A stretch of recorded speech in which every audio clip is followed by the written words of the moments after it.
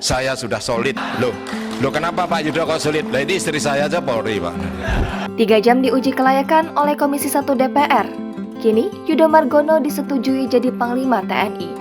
Hal itu disampaikan Ketua Komisi 1 DPR RI, Meutia Hafid, ketika membacakan hasil rapat internal atas fit and proper test terhadap Yudo Margono.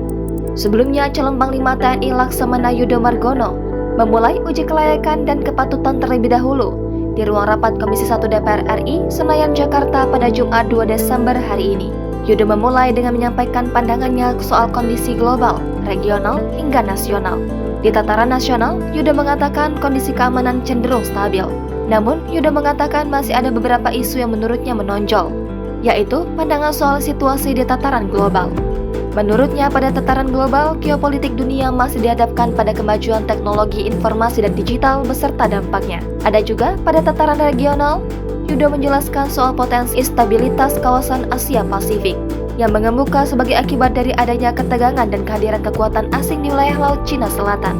Di samping itu, terdapat pula penguatan kerjasama keamanan antara US, Australia, India, dan Jepang, serta munculnya aliansi AUKUS antara Australia, Inggris, dan US untuk mengimbangi strategi Belt and Road Initiative Republik Rakyat Cina.